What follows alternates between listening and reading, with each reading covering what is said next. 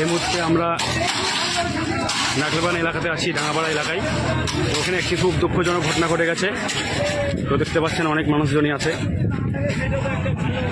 তো এখানে একটি নতুন বিল্ডিং আর কি ঢালাই হচ্ছিল।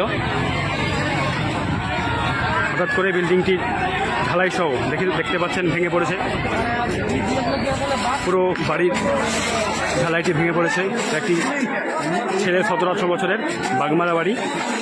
হয়তো সে রুমের ভিতরেই ঢালাইয়ের নিচে ছিল, হঠাৎ করে ভেঙে পড়েছে, চাপা পড়ে গেছে।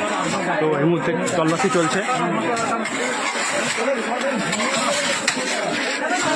পুরো বাড়িটাই ভেঙে পড়েছে। তল্লাশি চলছে, এখনও খুঁজে পাওয়া যায়নি। ছেলেটির বয়স 17-18 বছর হবে। তো তল্লাশি এই মুহূর্তে চলছে, এখনও খুঁজে পাওয়া যায়নি। খুব দুঃখজনক ঘটনা নাগলবান এলাকাতে। মানুষ খুব, পুরো এলাকা জুড়েই শোকের ছায়া এই মুহূর্তে। হাজার হাজার জনতা এলাকার এসে জমা হয়েছে। দেখতে পাচ্ছেন উদ্ধার কাজ চলছে এখনো বেঁচে আছে কিনা দেখা যাক। মনে হচ্ছে জীবিত আছে মনে হচ্ছে, তবে এখনো 100% না। এখন দেখা যাক, তল্লাশি চলছে।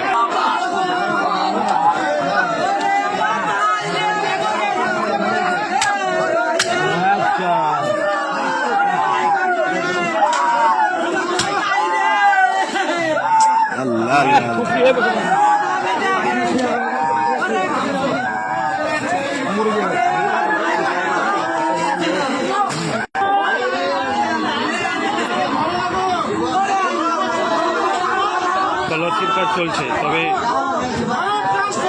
মারাই গেছে সম্ভবত। এতক্ষণ ধরে একটা মানুষ বেঁচে থাকার সম্ভাবনায়। খুবই দুঃখজনক এলাকাতে, একদম মাথা নিয়ে বললে হবে, একদম করে মাথা খেতে চলে গেছে। একদম মিডিলেই ছিল।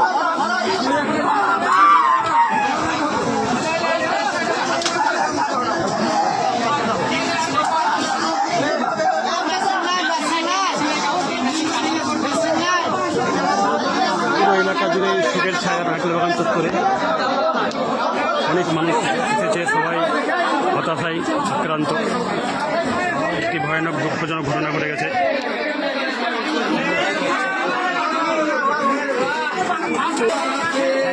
দেখতে পাচ্ছেন নতুন বিল্ডিংয়ের কাজ চলছিল, আজকে ঢালাই ছিল। ভুলবশত কোনো রকম ভুলের কারণেই একটি ভয়াবহ দুর্ঘটনা।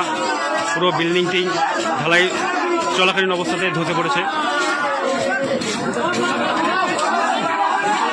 বাগমার একটি ছেলে, বাবার নাম যশোব, ছেলের নাম রোহিত, 17-18 বছর বয়স। ভেঙে যাওয়ার ফলে পুরো ছাদকে ধসে পড়ায় চাপা পড়ে গেছে তলাতে। একদম কিছু নেই, মাথার কিছু নেই, মারা গেছে।